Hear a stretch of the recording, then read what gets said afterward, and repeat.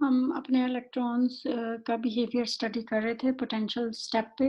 Potential step की जो picture है वो लोअर राइट कॉर्नर पे आप देख सकते हैं। इसमें 2 रीजन्स होते हैं, रीजन 1, 2 और लेफ्ट साइड पे कम पोटेंशियल है, राइट साइड पे ज़्यादा पोटेंशियल है। तो जो हमारे इलेक्ट्रॉन्स हैं उनकी एनर्जी जो है ना वो पोटेंशियल स्टेप की जो हाइट है ना इससे ज़्यादा ये पोटेंशियल स्टेप की हाइट जो है V2 माइनस V1 होगी।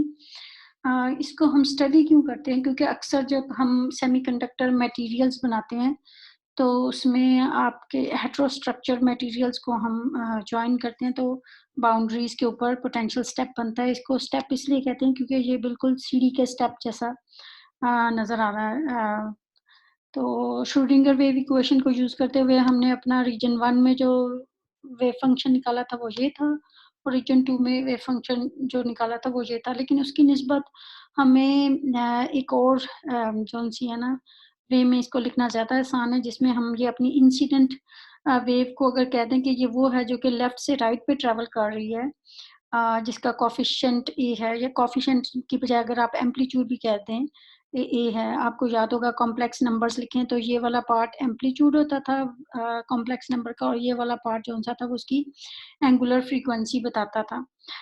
तो ये साई आई हमारी इंसिडेंट वेव है जो ए के कोएफ़िशिएंट को रिप्रेज़ेंट कर रही है। यहाँ पे साई 1 के अंदर ये वाला पार्ट इंसिडेंट वेव के लिए था, और जो बी वाली टर्म है वो रिफ्लेक्टेड वेव है। तो साई 1 में ये बी वाला जो-सा टर्म थी वो रिफ्लेक्टेड वेव शो कर रही थी, और ये ट्रांसमिटेड वेव जो-सी थी वो हमारी सी वाली थी। हमने ये सपोज़ किया था कि राइट साइड से कोई भी वेव नहीं आ रही रीजन 2 में, तो इसलिए डी को हमने 0 पुट कर लिया था, और यूँ हमारा साई 2 जो-सा था उसका जो सॉल्यूशन था वो सिर्फ़ ये सी वाली टर्म से मिलके बना हुआ था। अब हमने नॉर्मलाइज़ेशन ये यूज़ की थी कि इंसिडेंट वेव की प्रोबेबिलिटी जो है वो 1 है, और डी की प्रोबेबिलिटी जो-सी थी वो 0 थी। तो बाउंड्री कंडीशंस अप्लाई करके हमने ये रिफ्लेक्टेड और ट्रांसमिटेड वेव की प्रोबेबिलिटी या उसके कोएफ़िशिएंट जो-से थे वो फाइंड कर लिए थे। अब यहाँ पे मैंने इंसिडेंट, रिफ्लेक्टेड और ट्रांसमिटेड वेव का कॉम्प्लेक्स कॉन्जुगेट, उसका डेरिवेटिव और ये डेरिवेटिव के कॉम्प्लेक्स कॉन्जुगेट जो-से ना वो कैलकुलेट किए हैं। ये इसलिए क्योंकि हम करंट कैलकुलेट करेंगे पोटेंशियल स्टेप पे, और करंट में ये wave function multiplied by derivative होता है। फ़र्क सिर्फ़ ये है कि इनमें से एक कॉम्प्लेक्स होता है नंबर। सॉरी, कॉम्प्लेक्स तो सारे हैं, यानी एक का कॉम्प्लेक्स कॉन्जुगेट हम यूज़ कर रहे होते हैं। अब ये जब हमने इंसिडेंट वेव के लिए करंट कैलकुलेट किया तो वेव फंक्शन में हर जगह पे मैंने साई इंसिडेंट लगा दिया है, और यहाँ से ये जो फ़ॉर्मूलाज़ मैंने लिखे हुए हैं, यहाँ से मैंने साई आई की कॉरेस्पॉन्डिंग वैल्यूज़ जो-सी हैं इस फ़ॉर्मूले में जब पुट की, तो मेरे पास जो इंसिडेंट करंट आया वो इंसिडेंट वेव की प्रोबेबिलिटी के प्रोपोर्शनल है। प्रोबेबिलिटी जो कि एम्पलीट्यूड के स्क्वायर के प्रोपोर्शनल होती है, क्योंकि आप देखें ना, ये साई स्टार साई मैं कैलकुलेट करूँगी तो इसमें एक्सपोनेंशियल वाला पार्ट जो है वो कैंसल हो जाएगा और ए मॉड स्क्वायर बच जाता है। उसके साथ ये कुछ नंबर्स हैं, इसमें से जो इम्पोर्टेंट है वो wave number to mass ratio है, बाकी सब EH कट ओवर 2 है जो हैं वो कांस्टेंट हैं, और ये ratio of wave number to mass जो है वो डिपेंड कर रही है मैं किस रीजन में हूँ। तो इंसिडेंट वेव के लिए मैं रीजन 1 में थी, इसलिए यहाँ पे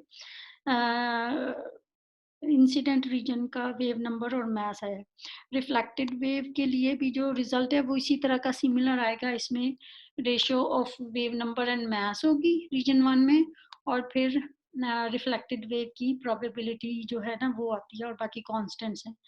और ट्रांसमिटेड वेव भी बिल्कुल इसी तरह रीजन 2 में जो वेव नंबर और मास है उसकी ratio by multiplied by some constant, and then probability of transmitted.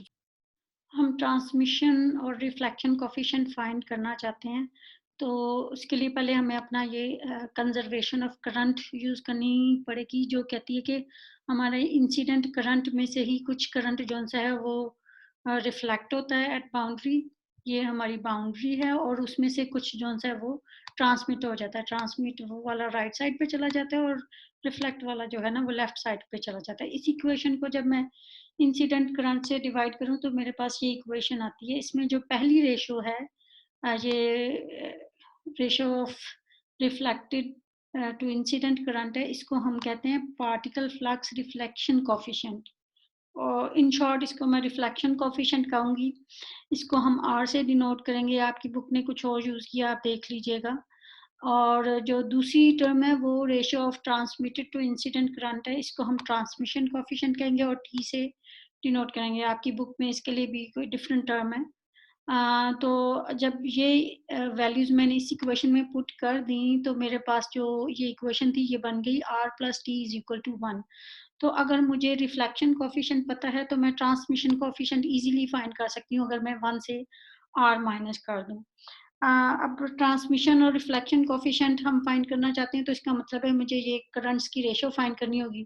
Current की वैल्यूज़ मैंने प्रीवियस स्लाइड से ली और उनकी रेशियोज़ जब मैंने इधर लिखी, तो ये इन terms of message and wave numbers ratio आ गई है। और इसी तरह ट्रांसमिशन कोफिशिएंट भी जो है ना, ये इन terms of message and wave numbers ratio मेरे पास आ जाती हैं।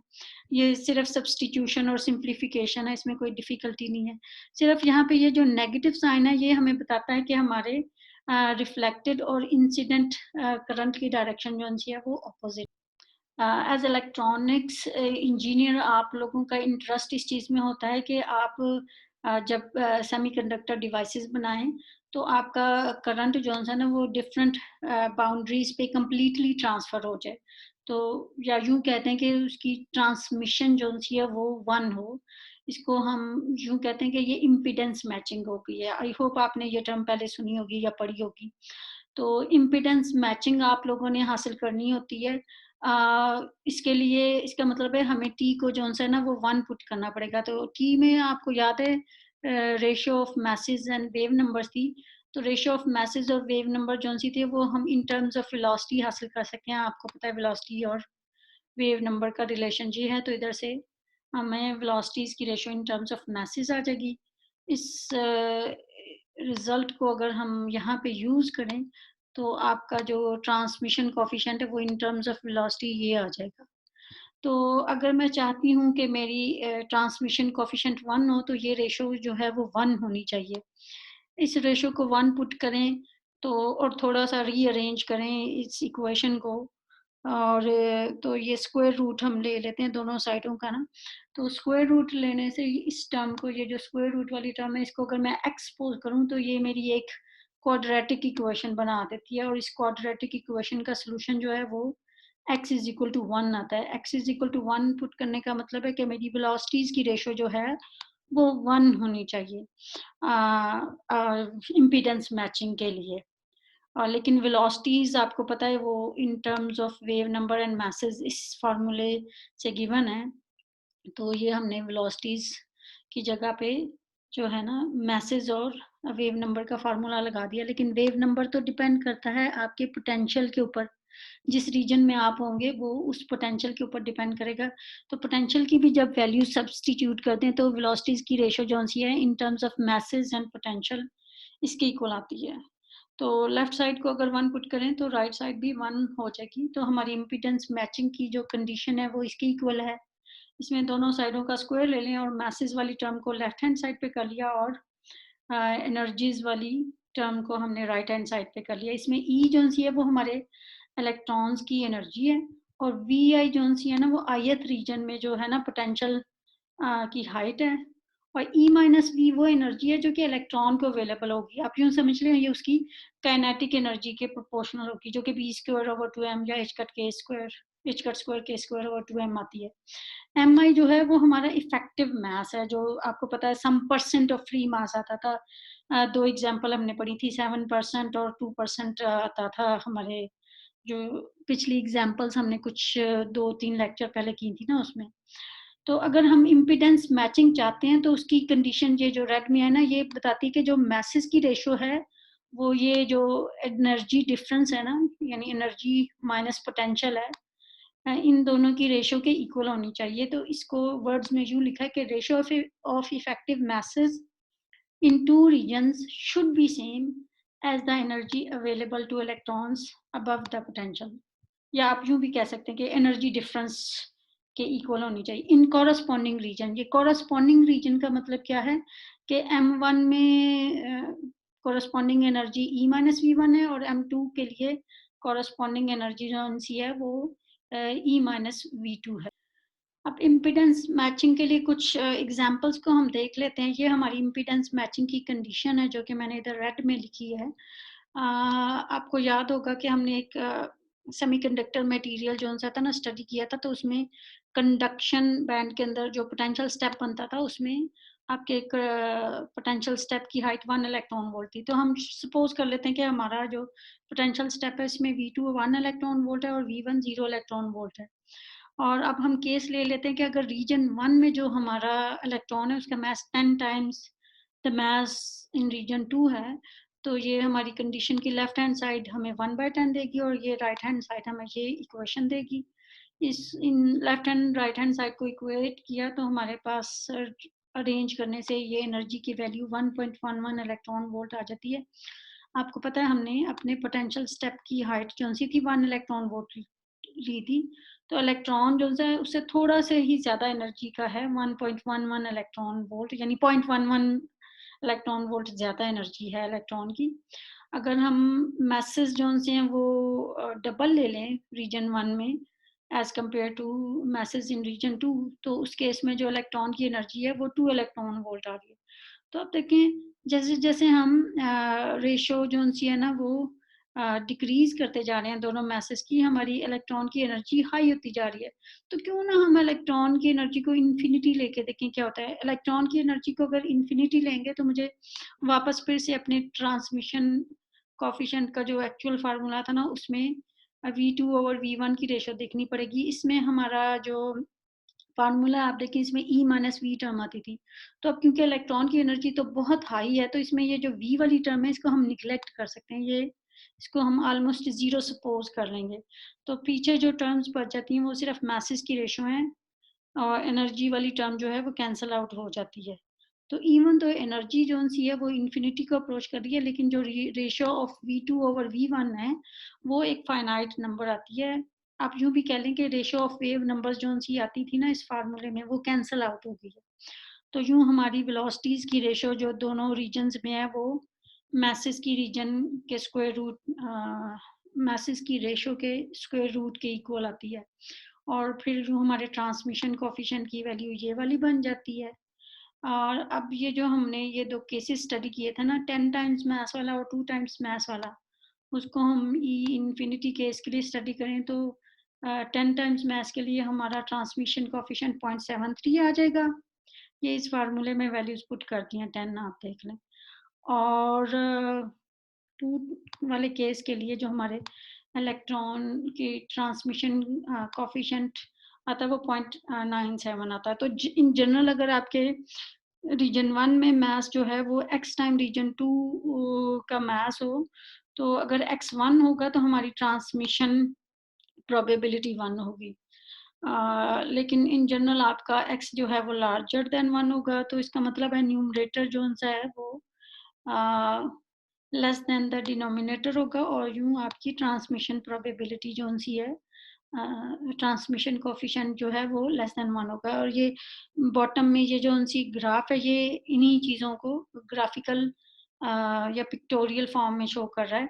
हमारे हॉरिजॉन्टल एक्सिस पे ये हमारी ट्रांसमिशन कोफिशिएंट है और वर्टिकल एक्सिस पे इलेक्ट्रॉन की एनर्जी है। आपको पता है हमने इलेक्ट्रॉन क्योंकि पोटेंशियल स्टेप 1 इलेक्ट्रॉन वोल्ट का लिया था तो 1 से नीचे कोई भी इलेक्ट्रॉन की एनर्जी नहीं है।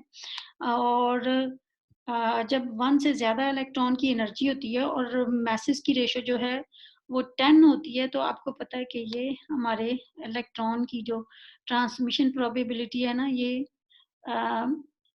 स्लोली जो सी है 0.73 को अप्रोच करती है, जैसे जैसे एनर्जी जो सी है ना वो इन्फिनिटी को अप्रोच करती है।